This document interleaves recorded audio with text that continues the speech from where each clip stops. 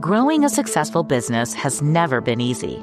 But whether you're navigating a complex industry or trying to reinvent one, our breadth of banking experts are here to collaborate on market-proven solutions. At KeyBank, we're built to grow with your changing needs because we're not just here for the business you are now, we're here for the business you'll become. Reimagine business as usual. KeyBank opens doors. Learn more at key.com/B2B. From our virtual studios in the Netherlands and Camarillo, California, it's time once again for your absolute favorite show about marketing that has geeks in the title.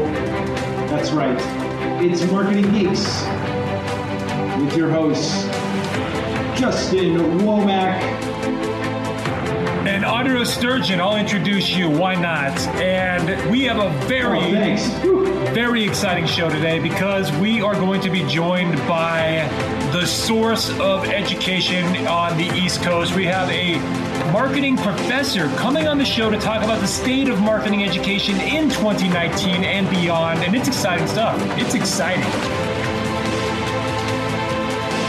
Absolutely. We are joined with a very special guest today. We're going to get into aspects of marketing we don't normally get into, and it is going to be an amazing show, folks. We have information that is going to be relevant not only to you, but to people who are in your orbit, your dog, your cat, the whole kit and caboodle. And without further ado, it is time for the Marketing Geeks. Marketing Geeks. Trading at Schwab is now powered by Ameritrade, giving you even more specialized support than ever before. Like access to the trade desk, our team of passionate traders ready to tackle anything from the most complex trading questions to a simple strategy gut check. Need assistance? No problem. Get 24/7 professional answers and live help, and access support by phone, email, and in-platform chat. That's how Schwab is here for you, to help you trade brilliantly. Learn more at schwab.com/trading. Blowing ad budget on metrics that look great till the CFO sees them. That's bull spend. And marketers are calling it out in Dashboard Confessions. I remember telling my boss, it'll be good for the brand, when leads were slow. Yeah, it wasn't. Cut the bull spend. LinkedIn lets you target by company, job title, and more. Advertise on LinkedIn. Spend $250 on your first campaign and get a $250 credit. Go to linkedin.com/campaign. Terms and conditions apply. Welcome, everybody. We are here with a very special guest. Bryan McCleod is with us. I'm sorry, I got to do it, man, because I'm a geek. McCleod! You've never had that. No one's ever done that to you, right? And I wanted to clarify that it's not McCleod, because I had said that on the last episode when I was giving him a shout out. So this is the same gentleman that listened to our show for like 11 hours straight. And when you do that, you get a guaranteed guest spot on the show. So that's why we're bringing you on. Now the first thing, this is the first thing. When you told us that, I couldn't. I mean, I can't do something that feels good for 11 hours. And you listened you binge listen. That is amazing. Why? Well, first of all, I'm a huge fan. You guys are fantastic, and oh man, I like keeping my finger on the pulse of everything that's going on. And I'm a geek, so when I came across your podcast, it just made absolute perfect sense. And once I started, I couldn't stop. Well, you're the man, and I truly, we truly appreciate it. So we have one of our 7 listeners here with us live, and why don't you? Which means there's only 6 of them out there listening right now. That's right. So the pool is thinning. Bryan, why don't you tell us a little bit about yourself, where you are right now, because you're on the East Coast. Justin's, of course, on the West Coast. I'm on the other side of the planet. So, give us a little bit of a rundown about your credentials, where you are and what you're doing, because it's a really fascinating story. Well, I'll give a little bit of background to me because it kind of leads to where I'm at on the East Coast. I grew up in a very small town in Illinois, and when I graduated high school, I didn't want to be farmer, didn't want to be a nurse, didn't want to be a teacher. So I went into the Navy. And I was 18 years old, and my first deployment, we helped confiscate 3.5 tons of cocaine. Nice. Right off the coast of Colombia. It was awesome.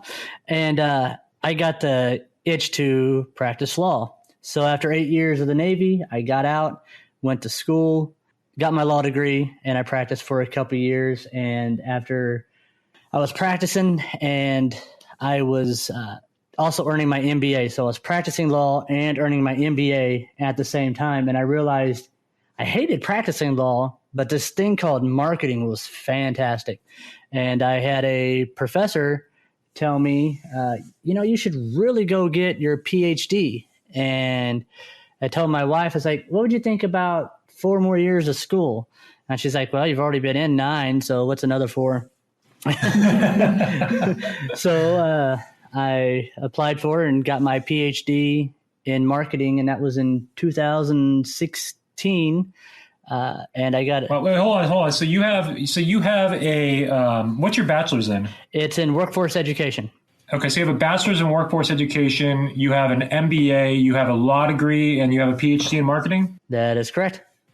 Wow, you are the most educated guest we've ever had on our show. It's true, and so you ended up, and now you're teaching marketing to the Gen Ys and Gen Zs of the world, and it's like a whole new ballgame because we are now post Cambridge Analytica, and this is a world where for a few $100,000 you can change a election that affects politics globally, right? Yes. And people are moving away from traditional advertising. Facebook is becoming less relevant, and so this was one of the things that I found really interesting about your resume was that you're right there on the front lines, and so and you're teaching it because as we move away from the traditional getting a job and staying at the job for 20 years and more into the gig economy where people are just kind of their own, they're just doing gigs. And of course, automation is disrupting the traditional workforce. I'd love to find out, number one, what kind of things you're teaching, how you're teaching it, and what the future generation has to be concerned about as we move forward and how marketing is changing. So why don't we start off by, first of all, how do you specifically teach marketing? Because it's not like things are so new still that there's not any kind of curriculum. So what's your methodology? Well, and how much of it is traditional versus digital too? I want you to throw that in there too. Okay. Well, first of all, it's difficult because something can change in the middle of a semester and you're teaching an old way and you have this new way and you're like, well, crap, what do I do? So I would say where I'm at, I teach it right now. It's about 50-50. And I say that because I try to take and put a digital spin on everything I teach, because I think digital marketing is that important. Because everything that we used to do, and when I first started the PhD program, all these things that we learned for marketing are now being not only being done traditionally, but they're being done digitally. And so I feel it important to teach my students both ways, because if they don't know something, it just hurts them in the job market. And like Andres was saying, with this gig economy, if you don't know something, they're just going to hire someone to do something that knows how to do it. So it's a challenge because it's always changing so fast, because in the middle of a semester, Facebook will change their algorithm, or Facebook will change something. And you're like, well, shoot, what do I do? And then all of a sudden you get research that says, well, there's not a lot of millennials using Facebook anymore. Yeah. And so you had this, for the past 3 or 4 years where Facebook was it, and trying to teach these kids, look, Facebook isn't it anymore. You have to learn other ways. This is kind of interesting because this is probably the first time ever that the landscape is shifting faster than the textbooks. I mean, in the subject of marketing specifically, it's almost like if you're going to get hired even for a job these days, you really need to have a supplemental education still going on the side. And that, that can happen with programs like lynda.com, where they have all these different courses where you can consume and learn new softwares, and they're updating them year after year. Or they have like those sites like Skillshare now, where you can where people are uploading content and you can keep up on relevant relevant gigs. But I think we are moving into this area where it's not enough to just have like a bachelor's degree or a degree in marketing. There has to be this extra supplemental continuing education, almost like you have like with like insurance licenses or law licenses, I'm sure, where you have to keep up with continuing education, but it's just not regulated by the government.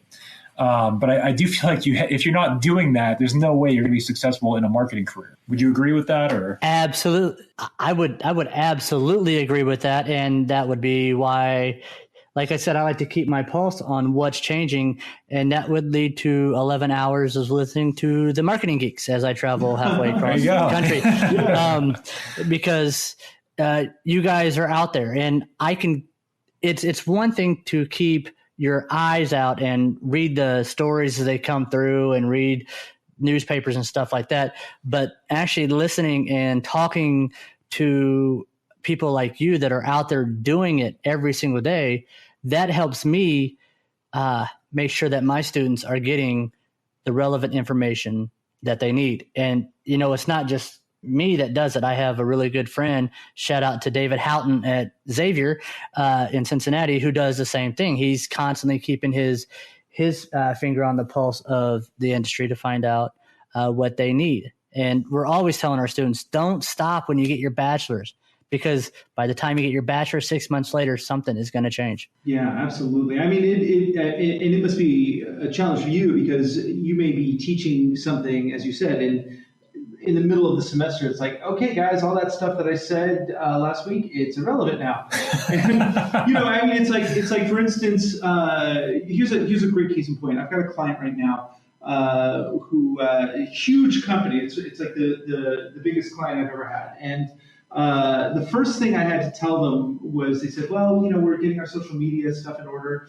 We're still trying to set up our Facebook page. And this is a high-end business-to-business product for architecture. And I was like, well, Facebook is not really where you want to be, guys, if you're doing business-to-business, high-end, types of marketing. And that's they were a little confused by that. And even as I looked at how they had built their website, they had spent about 4 months building it, and in that time, Google changed their algorithm to really rely on the AMP technology, which is their sort of way of making sure that a website is optimized for mobile, and the website's not AMP optimized, and so we have, that's an issue. And so just in that short amount of time that they went from sending the project forward to launching the website, the whole thing had changed.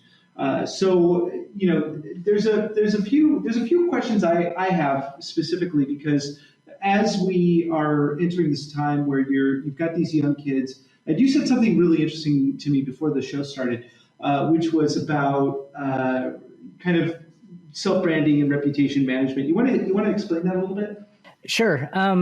My marketing, I teach it's a liberal arts college. I know that kind of has a bad misnomer, but I actually kind of, I think it has some value. But I get a lot of students in my principal's class that are not business majors. So they may be nursing majors, science. So I have to try to relate to them marketing concepts. And one of the very first things that I do when I introduce myself and I introduce the class is I tell them how relevant marketing is to them personally and to their everyday lives. And I said, I teach them that they are their own personal brand. not only from, when they send out resumes or CVs, but from what they post on social media, what they share on social media, how they talk on social media. They're going to have a digital footprint, whether they're trying to date or they're trying to find a job. It's all marketing and it's all personal branding. And it's important that they start immediately to start building this how they want others to see them. Because if they can't put a positive image, that will hurt them. And also, if they can't differentiate themselves and show why they should be hired over someone else, then they're going to be passed over. And it starts from the very first time I talk to them. Yeah. Now this is really, this is a really interesting concept because Justin and I have taught a lot of classes on LinkedIn and how to leverage LinkedIn. And I never finished college. I got close, but I was making too much money, so I just was like, I don't need this college degree. And for a while it was an issue, but now what people look at is they just looked at my LinkedIn profile, and a lot of times they don't even check up on the jobs that I did have. They never ask me for references. They just look at my LinkedIn profile. They're like, yeah, it looks pretty good, and I have a pretty good portfolio too, so I can show them that, but it's really, we're moving into a time where education isn't as important as, how you present it to the world. And so you're in a unique position because not only are you teaching them marketing, but on a subtle level, you've got to teach these young people how to also run their own business because they're probably not going to find a traditional job, right? It's getting harder. It really is. And so it's everything from teaching them how to brand themselves to how they run their own jobs, what they have to do. And that's the one thing that they have to do to get a marketing degree. They have to learn everything from management to accounting to finance. So they have to learn all these things that will help them run their own business.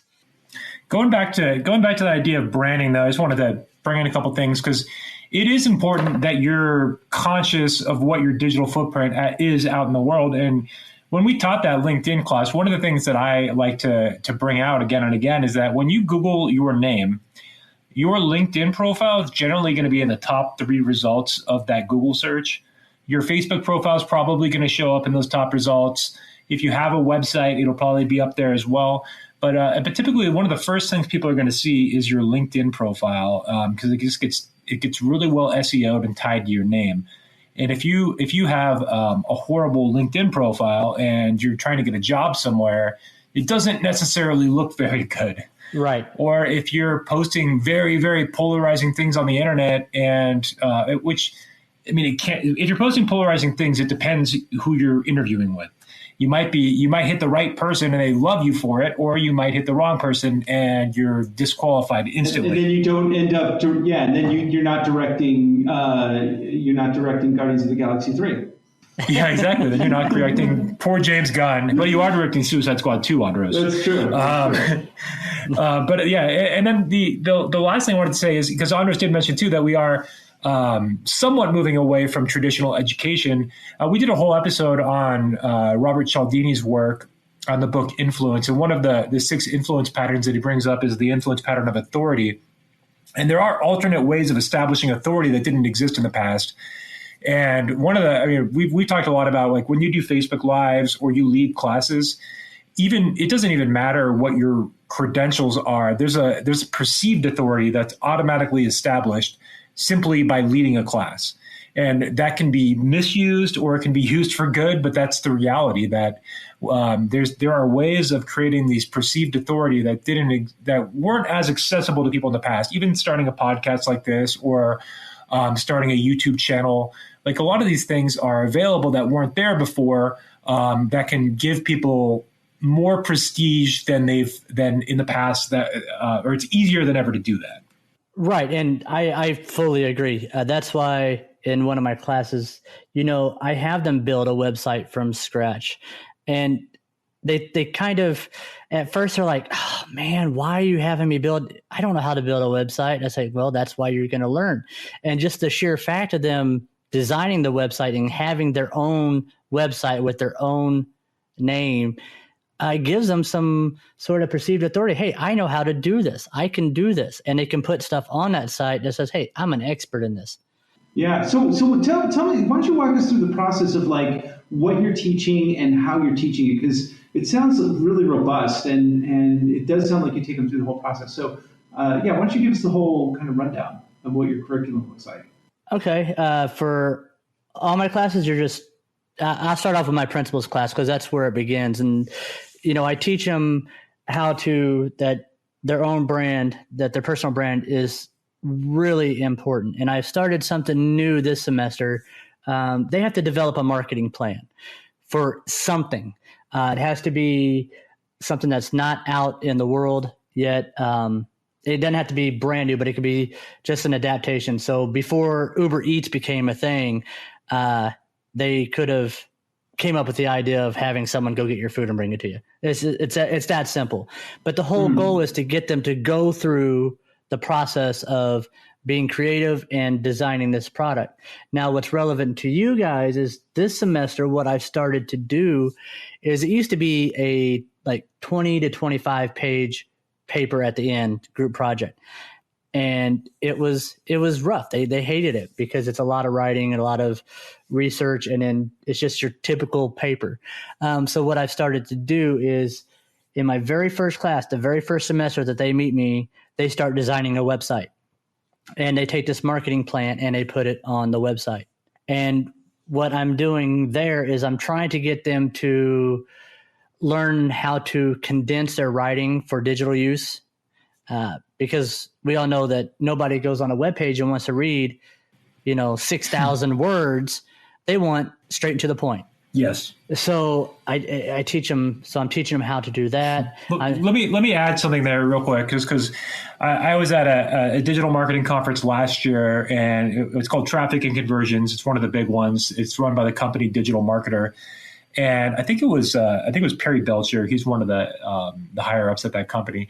He was on stage and he talks about how whenever he does email marketing, he purposely will never write. So he uses a software called Hemingway, and this software Hemingway, which you can buy like a lifetime license for I think $20 or $25. It'll basically tell you the grade level of your language. And so when he writes for email marketing or for websites, he doesn't want to go above a 5th grade level. And I know that's kind of funny, but the reality is that the research, when he's done a lot of research on this, is that writing at that level is the most effective for sales and marketing. Mm-hmm. So it's just kind of interesting that you have to kind of dumb it down. So for you, for instance, you've gone through like PhD programs, you've gone through MBAs. It's almost like having to relearn a different style of writing. Yeah. It is. What are you saying, Andres? And he has a law degree on top of that. A law degree too, yeah. It's a completely different way to write, and I feel almost bad because they take these English classes and they think that the English classes, which is very important, you have to know how to read and write, but they come in and for these marketing plans, it was like they were wanting to win a Pulitzer Prize or write this really romantic novel, and a lot of the stuff could be just cut out. And so I'm hoping with this website, they get experience building a website, but they also get experience writing short and concise because no one wants to read a lot. And that's kind of how I do my principles class. And I teach them about social media marketing. And one of the biggest things I have to do is to tell them that likes really don't mean anything on Facebook. They think just because you get a lot of likes that it means that you're an effective marketer, and that's not how it really works. Doesn't make conversions, right? Right, exactly. And so, but you get a nice dopamine spike. The more likes you get, the more dopamine. Exactly. They get a lot of dopamine spikes when they're in my class sometimes. So you get them, and this is something, and it's awesome that you get them to build their own website, because one of the ways that I started building websites was this very thing where I didn't feel like I could. And once I started doing it, I realized how easy it was. And it wasn't like learning Elvish or anything. It was especially now with the new version of WordPress that just came out, Gutenberg, it is incredibly easy. Yes. If you use a Divi, like a Divi template, like I do a lot, so I tell anybody who is, a business owner, like, don't just learn how to build your own website. You'll save a ton of money at the end of the day, and it's empowering. So you teach them how to build a website, and then you get them into analytics, right? Yep, that's for my principles class, and I don't have time in my principles class to get into analytics. So those that want to carry over, and my classes are typically full. When they take my marketing communications class, that's when we start learning about digital analytics, Google Analytics. I'm torn between teaching Facebook because I don't know where that's going. So, but I have a curriculum that I have to stick to per the catalog, but I turn everything as much as I can into digital, and I give them incentives to learn outside of my class. Like you were saying, they got to continue learning. So for example, some of the students in my class, they got their individual qualification for Google Analytics. And they did so because they were able to I let them replace their lowest exam score if they got certified. So I had several students went out and got certified, and I made it to where they couldn't cheat, by the way. So they got qualified. Wait, how do you make it so they couldn't cheat? How do you do that? They have to document the amount of time that they're doing. I make them send me screenshots of them doing it. I do my best. Except sitting with them in a computer lab, which might be the next step. But I give them incentive, and some are working on more through the AdWords, Ads Academy. I just got invited to do a survey. I guess Google is redoing their academy, and they were asking, like, how would you like to do this? One separate place for everything, or when you want it divided up into chunks. But so I offer incentives for them to go out and do other types of qualifications. Yeah. I think that's great, because I think there's a lot of value in those certifications from a perceptual standpoint. I don't know that they necessarily. I mean, the fact that you went through them, that means that you've learned, that you've at least been exposed to the material. You've learned how to use Google Analytics, Google AdWords. But from a perceptual standpoint, if you have a certification, people look at you differently. It gives you a different level of authority. And it looks great on a resume too. So I think that's great that you're making them get those certifications, because I think it matters. And for those of you who don't know, who are listening, Google offers a full course for free to become a Google certified Google AdWords. Lots of them. Google AdWords, Google Analytics. Facebook offers a course for free called Facebook Blueprints. And that's right. I would just say real quick though that I don't think Facebook is going away. Maybe me and Andros have a little bit of a disagreement on the direction of that. I mean, they did just post. They posted their financials, I think it was yesterday or the day before, and despite all of the controversies, their profits are still up for 2018 in spite of all those controversies. So I still think that they are a force to be reckoned with in the advertising world. They definitely have taken a hit, and they are vulnerable, but I don't think that they're exposed completely yet. We'll see though. I'm not ruling it out. I would agree with that. My only concern is with this generation. You'll see that more and more of my classes, I asked them what social media accounts they have, and every semester the amount that have Facebook decreases. So that has me a little concerned for Facebook. What about Instagram though? Instagram, baffles me when students say, no, I don't trust Facebook, so I'm on Instagram. And I'm like, well, don't tell them. Just don't tell them. and one of the reasons they're still growing is because they're getting huge inroads into different parts of Asia, where Facebook is like the main platform that they use to even send money to one another and communicate. But let me ask you this, Bryan, because this is one of the things that I'm really curious about. You mentioned, that these students are using Facebook less and less. What I'm curious about really is like, what do you see? Like, what are as these young people are coming into the world, and they're definitely wired different than our generation, right? I mean, it's a whole different kind of ballgame. They're influenced by social media, yet also becoming a little more wise to what is real and what is fake. And what's the trends that you're seeing, not just with marketing, but how marketing is going to be used, how social is going to be used? Like, what are the things that you're noticing as you're teaching these younger people?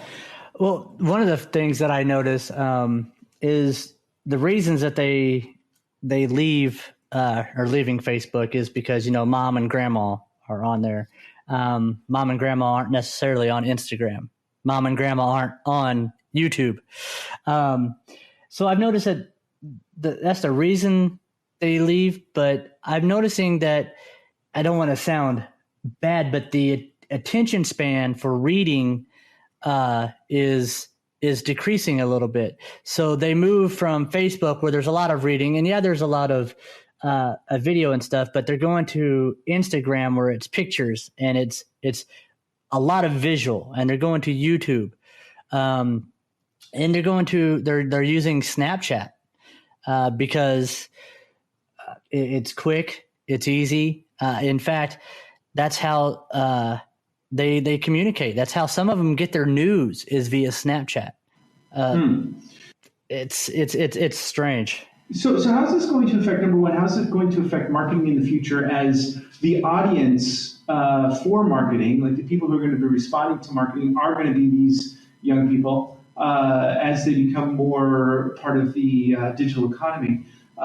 So how is the marketing going to change, and how is how are the techniques going to change in your mind, and where is it all going eventually in your mind? Where's it all going? That is a tricky question, because 5 years ago I would have said Facebook and YouTube would have been it for a long time. I think Facebook has taken a hit because of the privacy issues, and also I think it's taken a hit because this generation is tired of having marketing forced upon them no matter what they do. A lot of them, they complain about ads in the middle of videos. So they'll be watching a video and there's an ad. They're talking about how they don't like how ads are being infiltrated into their inboxes in Facebook. But I think as more and more of these students become the ones in charge, I think that may change. I think right now marketers are struggling to catch this generation any way they can. They're chasing them. This kind of gets into the concepts of like inbound versus outbound marketing, where defining that real quick, like outbound is considered like the former disruptive model, like putting an ad in the middle of the video, you're disrupting them. Or like back when TV sets existed in cable, way back when, there were commercials in between your shows. Can you believe that? And you couldn't skip them. You had to wait. So that's like the traditional disruptive, just ads showing up on your screen. Now, I think, with inbound marketing, that's the idea that you can create like educational content with a call to action at the end and kind of draw people in that way. But also, I think that what's been effective with the younger generation is this influencer marketing that's basically taking the concepts of product placement and putting them into, instead of putting them in movies and television shows, you're putting them with your influencers. And we talked last week. And we talked a little bit about the Fire Festival and the Netflix documentary on that whole festival and how influencer marketing made it get completely out of control. They basically weaponized or they utilized influencer marketing in a mega dose. They got all these major influencers simultaneously to post a very attention-grabbing graphic that brought in tons of attention to the Fry Festival. And this, if you're not, I don't know if you're familiar with it or not, but it was essentially a scam music festival event. And it's a very interesting. Ja Rule, right? Yeah, Ja Rule was one of the. He was a co-founder of it, although he didn't take any heat. He got off pretty good, or he got off pretty unpunished. Pretty easy. Other than, I guess, a little bit of a reputation hit. So they actually have a documentary on Hulu, I found out, and Netflix. So I watched the Hulu one in between the last episode and this one, and so I saw both of them. But it just shows you the power that all the young generation fell hook, line, and sinker for this influencer marketing product placement. But yeah, they don't like disruptive ads. So there's other ways of reaching them. I think that's why I think that influencer marketing is so powerful now. So Bryan, what do you think? How do you see the future of marketing? As especially do you see patterns developing where you see it's going as it moves away from traditional online marketing? Like what do you think the future is going to look like when it comes to online marketing? Man, I tell you, I talked to my students about this the other day, and I think for a while, it's going to be more and more of this intrusive marketing. I can't remember where I was reading about Snapchat developing new technology where they can, someone will send a snap or something and it'll, pick up the brand in the snap. Again, more disruptive marketing. Yeah, I think I was reading about that a while ago. Maybe they're finally taking that into production. I think I was reading about them working on it for a while. Yeah, and I think they're going to get more and more creative. And to me, putting on my legal hat, that makes somebody almost like a spokesperson, or they're endorsing it, and they're not going to get any money from it. That kind of. That now I'll take my legal hat off. I think for a while it's going to get more and more obtrusive, but I agree with Justin that these influencers are getting more and more power. Yeah. And it's not just the YouTube influencers. I live in the middle of NASCAR country, and the amount of influence that I went to one NASCAR race, and the amount of influence that these drivers have on consumption is intense. I've never seen anything like it. But people like, what's her name? iJustine, who has millions of followers, and people will buy just because she does. She tries it. So I think there's going to be a lot more influencer marketing going on. Maybe even forced. Well, with going back to that Fry documentary one more time, with Kendall Jenner, for instance, they said that she's able to charge $250,000 for a single post because of the level of influence and the impact on sales that she has from one post. And basically, insane. She's able to. If you were like a mom and pop brand, she's able to take you from no exposure to like a household name practically in, seconds. It's pretty incredible the power that these that these high level influencers yield. And some of these people like her are really have more influence than any celebrities, from the 80s or 90s, when they were in their heyday in Hollywood. These influencers now have more impact than them even. So it's pretty incredible when you sit back and think about it. Now, one thing that we talked about way back when, Andros, was the implementation of AR, augmented reality, and that's kind of what Snapchat is. They're kind of like an early generation augmented reality. But I think pretty soon when they figure out this whole wearable tech and they could figure out augmented reality glasses, I think what you're saying where the brand like pops up, that's going to be common. So you'll have like your AR glasses on, you'll walk around, and then like you look at somebody's shoes, and then like an advertisement will pop up, or like there'll be like a price logo or a description of the shoes will pop up as you're looking at them. I do think that is coming. I don't know if it'll be accepted or how it'll be reacted to, but I do think that they're going to be developing that. So yeah, it's crazy. it reminds me of, now I'll probably lose my geek status for this, but I love the movie Ready Player One.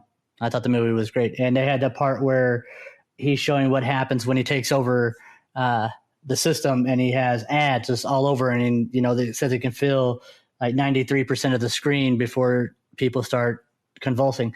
I think that, I'm thinking, that may be where we're headed. And I think the problem with it is, the problem now is, pardon my language, but they're trying to throw shit at the wall and see what sticks. Because the generation now and the older generation, there are a lot that are adapting to tech. My mom uses a smartphone now, and she's in her 70s. And there are some students that don't have any social media whatsoever, and it's like they're trying to find out what works. But I think it's going to get more disruptive and more intrusive reliance on and a lot more reliance on these influencers for a while. It just baffles me the amount of power they have.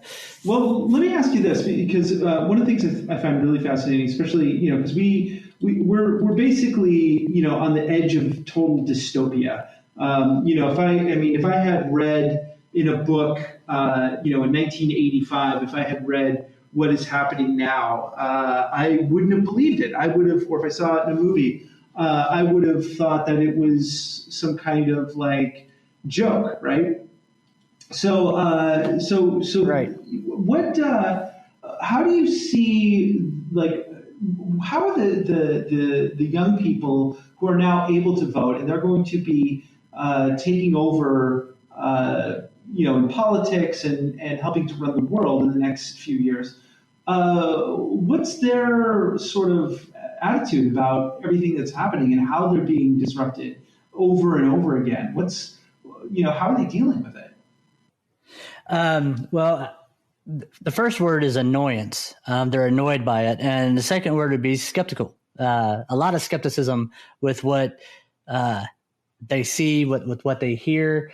And that's kind of, and I'm not talking about just the political front. I'm talking about, marketing in general. They're skeptical, which is why I think there's this strong reliance on for these influencers, because they're less skeptical of these influencers than they are of companies saying, "Hey, this is what we do."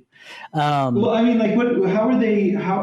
What's their? I mean, do they seem apathetic? I mean, I'll put it to you this way: a very good friend of mine by the name of Josh DeKell, who I think we're going to have on the show pretty soon. He just did. He's a documentary filmmaker, and he's made a movie called Generation Revolution, which I had the honor of seeing an advanced screening of. And it's about kind of this younger generation and how they're coming up in the world. And, some of the statistics are that they, first of all, they're inheriting a world that is not better than their parents' generation. And they're, Right. they're not sure that voting even helps anything, and the environment is coming apart, and the economy is going to be slowing down. So what?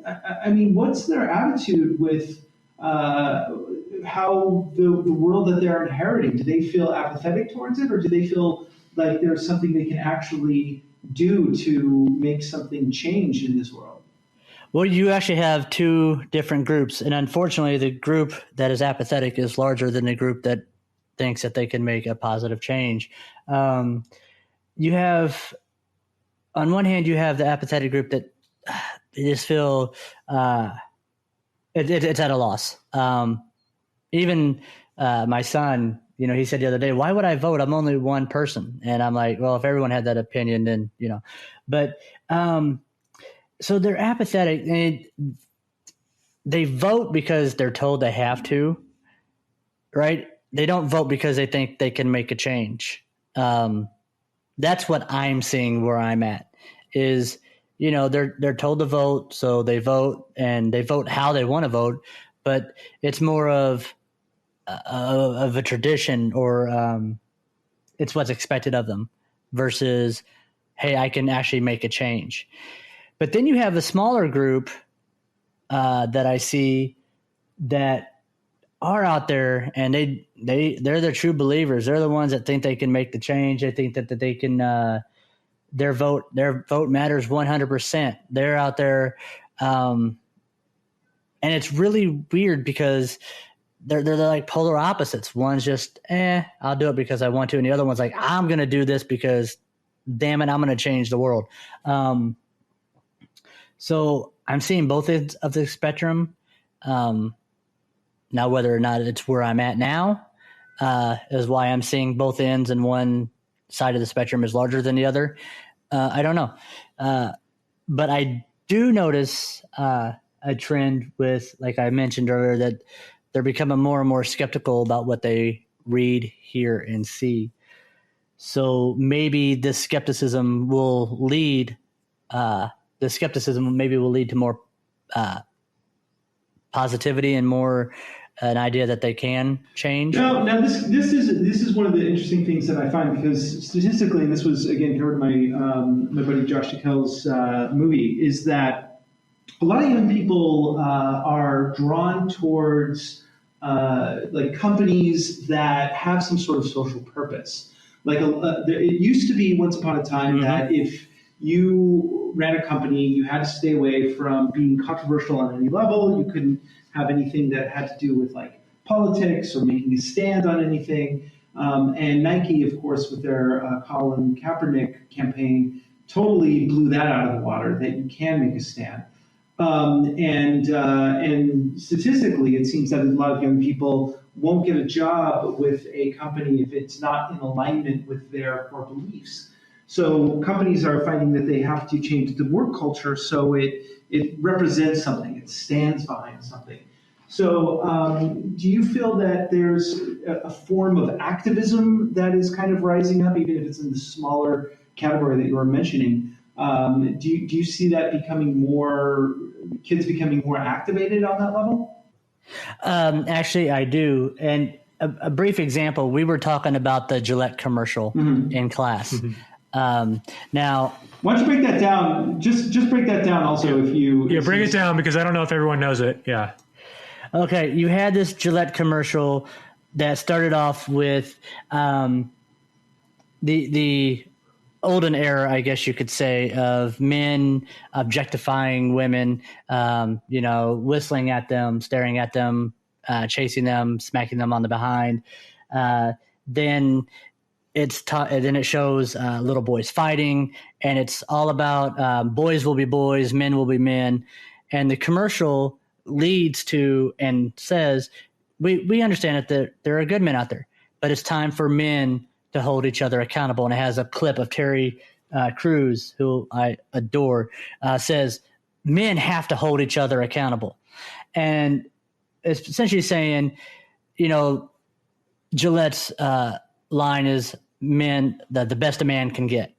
And the whole commercial is about, we're not the best that we can get, but we can get there. So it's an anti-toxic masculinity. Yes, anti-toxic and masculinity. That's pretty amazing, because Gillette used to really stand behind this idea of like, a man is a man, right? This old style of what masculinity should look like. So it's really, so this is, I guess, the crux of my question is, as young people, there's of course the apathetic sort of group, which is, I think, a lot of people out there, start to, figure out what to do next. There's this younger group of people that are becoming activated, and they're responding to these types of ads. These ads are being made because people are responding to them. And this is the type of influence that they're going to have moving forward too. So an interesting concept then is with influencer marketing, with the way that companies have to kind of really make a stand with what they're, put a flag in the ground with what they represent. Marketing is going to kind of shift into this whole new sort of radicalized direction, isn't it? Yes. Well, I would say, Audros, that there's no question that we're shifting towards that especially as the younger generation gets into more buying power.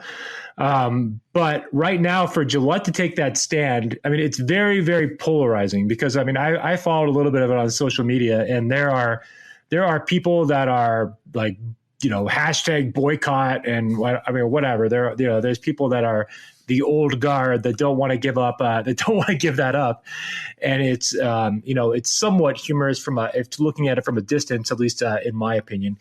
But it's interesting because for Gillette to do that, it's a bit of a risk because you're risking alienating your core base of clients. I mean, you're risking, you have people that have used Gillette for years and years and years, and you are spreading a progressive political message that it's not going to resonate with everybody.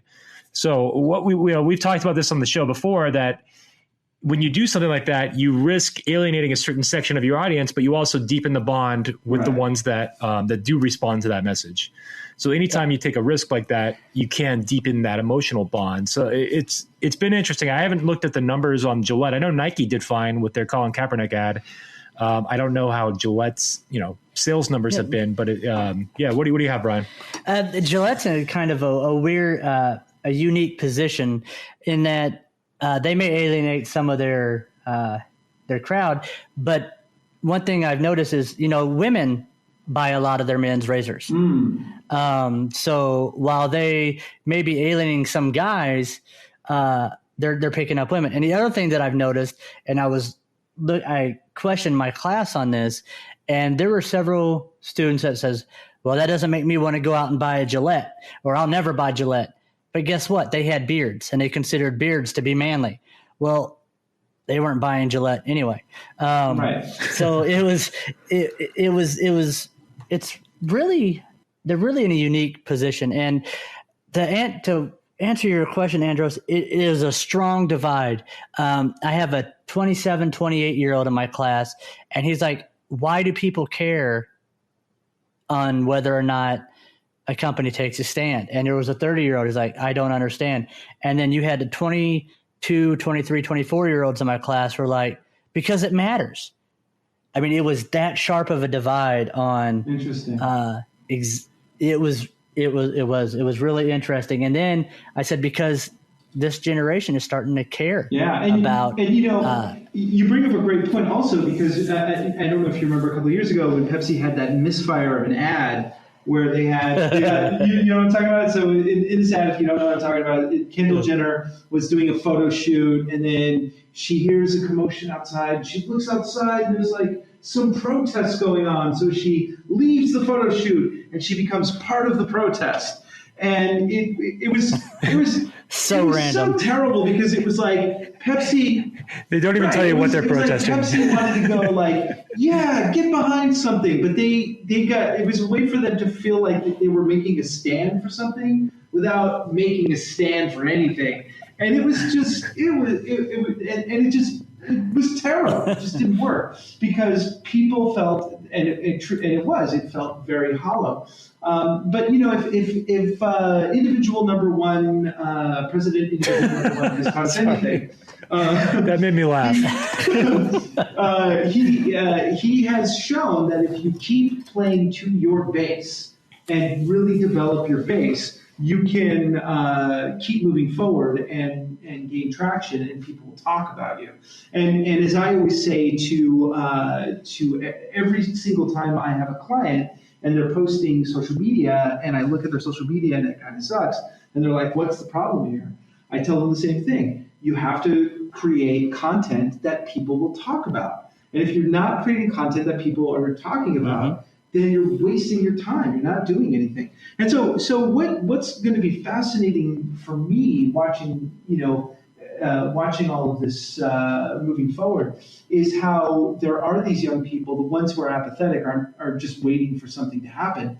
But the ones who are activated are, the ones who are like, yes, this matters, versus the ones who are like, why does it matter? Those are the ones who are going to be doing something, and they're going to be creating the content that people are going to be talking about. And so I see that there's going to hit this moment when people are going to realize that you have to be transparent, you have to be in integrity with your brand, and your advertising has got to be distinct in that nature, and you've got to put your foot down and say, this is what we stand for as a brand. And if you don't do that all the way through, then it's going to be hard for you to move forward. I mean, take Apple for instance. Apple had always done well by showing themselves as a brand that thinks different or is unique because they're so innovative. But they don't have Steve Jobs anymore, and the iWatch is not a product that people need, right? And I don't know, the next iPhone isn't going to do it. And people are starting to look at other aspects of Apple, like, the fact that they practically use slave labor to assemble their phones. And that doesn't sit right with a lot of people. So, this is all catching up. And so we're moving into a very, very interesting time. So here's the question that I have for you, Bryan. In the future, for these young people that are coming up in the world, what's kind of the one bits of the most important kind of aspects of advice that you would give people who are becoming marketers in this world today? What's the most important thing that you think that they should know? That they need to, how can I say this? They need to be true to themselves. They need to establish themselves and be true to themselves. I hope you're talking about like coming up into the marketing world and after they graduate and just how they're supposed to develop. Because if not, I'm answering the wrong damn question. No, this is pretty much it. But no, I tell my students, look, you have to pick something about yourself and you have to stick to it and don't constantly change. And I try to relate to them, when I teach positioning and I teach all this stuff, it's okay to reposition yourself every once in a while. But the problem is it gets to a point that nobody knows what they're getting. And people, whether it be employers or it be a relationship or friends, they have to know what they're going to get. And you can't change all that often. And you have to stay true to yourself, because if you're not genuine, it seems forced. Just like the Jenner commercial, it seems it was forced. But the ads like Nike and Gillette, the ones that aren't forced and are relevant and not random, they're the ones that tend to stick. And that's what I try to tell my students, is that they need to be themselves, but they have to showcase it, if that makes sense. Yeah, absolutely. Well, there's one thing that we definitely know about this younger generation that will disrupt everything, and that is the fact that, they're all going to have a sex robot. That's right, ladies and gentlemen, it's time for the Sex Robot Report. Give me horn. Yeah. All right. So this story... What do you got for us, Andros? What do you got? This comes from thesun.co.uk. This is great. Sex robot owners are swapping used parts and selling bruised and battered dolls on creepy online forum. Secondhand love dolls are being openly traded on the web. When I was a kid, we just traded Star Wars cards. That's what, Do they are these they bruise? Sex robots bruise? It says bruised and battered. I'm not sure. I mean, does it just mean they're used? Well, I'll say, how do you bruise a robot? What are you doing to a robot to bruise? Well, these are all good questions. It's human tissue on an endoskeleton. Well, Randy, according to the story, Randy bot bonkers flog their secondhand dolls to each other, sometimes for thousands of pounds apiece. The doll forum is a go-to destination for owners of the so-called, quote, sex dolls, acting as a safe haven to chat about the best models and sharing explicit photos and videos. Yeah, I don't need to see your explicit photos and videos of you bruising your sex doll. I really don't. But now I'm curious. It's like a car accident. I have to see it. So what parts do you exchange? Like, can I get a different leg here? Can I have like one long one short one? Kind of play with this, or what are we doing here? Well, what on the stall forum, people can pick up used models for just a few £100. So it's like this is a 2014 here. It's a nice one. Yeah. Well, last year's model, it didn't have that thing with the tongue. That's Oh God. So I mean, can I? Does it come with a pot big enough that I can boil the sex doll in? Because I don't know if I'd want to touch anyone else's sex doll. That's for sure. But anyway, it's called. Well, if the price is right, Andres, if the price is right. So it's known as sex robot swapping, and you can go onto this website and basically get yourself, trade out parts, So I guess there's a black market for secondhand sex robot parts already, and you heard it here first, go, man.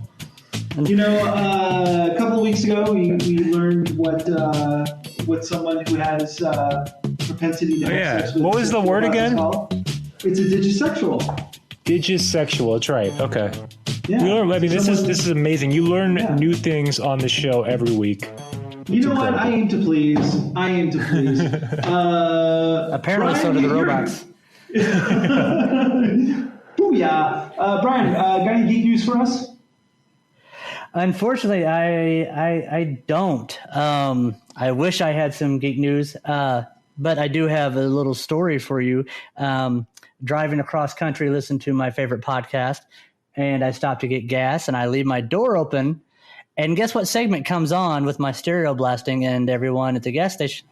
Oh, nice, nice. Everyone can hear Andros going, "Oh, give me some horn." Well, I've got.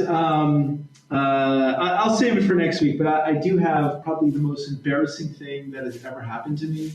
2 days ago. And nice. But I will save that. I will save that as a teaser for the next episode.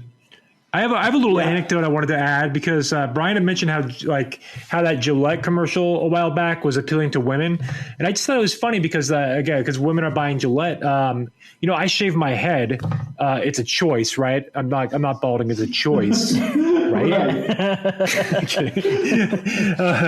But I just started using like Venus female razors. So it's like I'm using Venus female razors because they have gel padding and it's nicer on my head. And I'm using female razors. They're using male razors. What's going on? It's just an insight I had. It's dogs and cats living together. It's actually last geek story before we wrap up the show. I have is actually something you drew my attention to, Justin. And it has to do with the new Joker film. And, I like the Joker. You want to share that little anecdote? No, you could share it, but I want to give my review for the movie Glass, or I'm just going to give my 2 cents on it after you're done with this. So. All right. So I read this story too that basically the new Joker film is already in trouble, and they're filming it and they're rewriting the movie as they're filming it. So a quote from I think Joaquin Phoenix says, basically we talk about the scene, and then while they're doing my hair and makeup, we're writing the lines and preparing for the shoot for the day. And unless your name is Lars Van Trier, an improv movie, an improv Joker movie is not. I don't have high hopes. That's how you prepare for the show. I don't have high hopes for anything Lars Van Trier puts out, except my only hopes are that I wouldn't call it a hope, but I know that I'm going to be like visually grossed out for the next 2 months of my life if I go watch a Lars Von Trier movie. I loved Melancholia. It was absolutely amazing. That one's actually decent, but if you've ever seen Antichrist, there's a scene in that movie where there's actually a couple scenes in that movie that are still etched in my brain that I can't get rid of. But anyway, the new Joker movie's in trouble because they are filming it and writing the script as they go. So never a good sign. Yeah, which is never that great of an idea. Yeah, it doesn't. I had a lot of hope for this movie. My biggest issue with the movie is that they have the director of the Joker movies, the same guy that directed The Hangover. He directed Old School. He's directed like all comedies, and I like those comedies, but I don't know that those comedy director gigs translate to making a good like Joker movie. So I don't know. We'll see. We'll see. And finally, other than that, though, I wanted to add that I saw the movie Glass. Yeah. So I saw Glass. If you don't know, Glass is the sequel to two movies that were supposedly unrelated until you learn that they are related. It's a sequel to Unbreakable from the year 2000, which stars Bruce Willis. It's an M. Night Shyamalan movie, and it's a sequel to Split, which stars, what's his name? What's his name? Why am I blanking on his name? John McElroy? Is it McElroy? Malkovich? McAvee. John McAvee? No, not McAvee. Is it McElroy? Am I crazy? You are. Am I going crazy? Whatever his name is. He plays McElroy, right? Yeah. McAvoy. McAvoy. That was it. That sounds better. James McAvoy. McAvoy. He plays the split personality guy. So it's basically a movie where they reunite Bruce Willis' superhero character with the villain of the split personality guy, the Horde, and then they have Samuel L. Jackson coming back as Mr. Glass. And it's like pretty much all philosophy. There's very little action. I found myself a little bit bored. I mean, some of it was interesting. The concepts were good, but it was really, really slow moving. Of course, it's M. Night, so there's like 5 different twists at the end. But I left the theater like, I guess that was interesting. I don't know. So it's okay. I wouldn't go see it in the theater. I would recommend renting it. I mean, if you're a fan of like Unbreakable, go see it, but just don't spend a lot of money on it. Go see a cheap theater if you're going to go see it in the theater. So M. Night Shyamalan made another bad movie. Another one, and his cameo is ridiculous in this one too. He basically just makes a random cameo, and then he's in like Bruce Willis's store. And if you remember, he made a cameo in the first movie, but he plays the same character. So he's like, "Hey, do I recognize you from like 15 years ago?" He says this in the movie. It's horrible. Just horrible. Okay, you're on my naughty list, Mr. M. Night Shyamalan. And with that, Bryan McCleod, got anything you want to push? Anything, anywhere we can find you? You can find People have any questions? No questions, but you can find me on LinkedIn, Bryan McCleod at LinkedIn, and I'm on Twitter, but I don't have a lot to say. Why don't you spell it? Spell it for them, because it doesn't spell. It's not spelled like it sounds. Bryan. Then I have my middle initial T, McCleod, McLeod. McLeod. Okay, got it. McCleod! Bryan, we're going to have you back on the show because we didn't get into law stuff. You're a lawyer as well, and I want to talk to you about YouTube and people having issues with claims, and there's a lot of things that we need to cover. So would you come back on the show? And we'll have you evaluate my privacy policy live on the air for free. My fee is normally $500 an hour. Woo! Perfect. We'll do it for free right here on the air. Thank you, everyone, for showing up. Tell 500 of your closest friends about us.